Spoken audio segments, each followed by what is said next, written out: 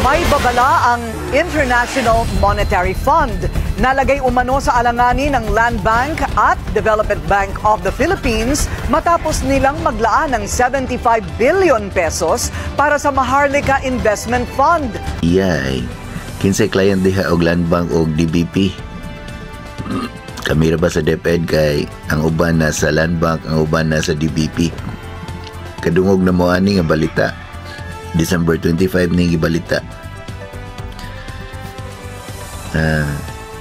Unsa ka epekto ani no?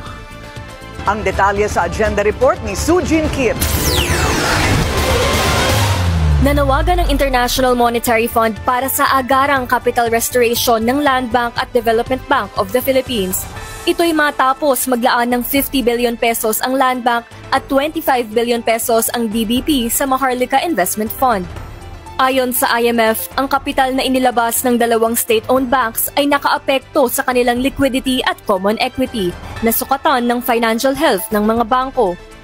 Para kay Alex Escucha, ang presidente ng Institute for Development and Econometric Analysis, bumaba ang common equity o CET1 ratio ng Land Bank at DBP.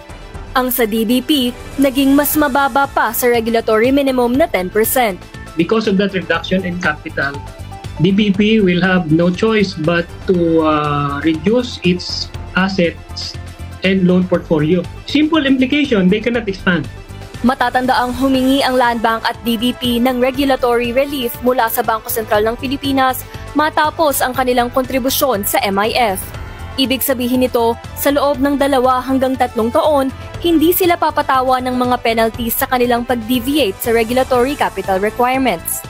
Kampante naman si Escucha na kayang maabot ng DBP ang 10% CET1 ratio sa katapusan ng taon, basta't makapag-generate ito ng kita na 10.4 billion pesos. Pero may babala rin si Escucha, sakaling magtagal ang mga ginawad na exemption para sa Land Bank at DBP. Well, it's an obvious issue because dapat kasi to keep the playing field. Kasi if that requirement is good for the private sector banks, that should also be applied to the government-owned banks. It's as simple as that. Ang MIF ang kauna-unahang sovereign wealth fund ng Pilipinas na naglalayong makapag-invest sa iba't ibang proyekto gaya ng infrastruktura, renewable energy at digitalization.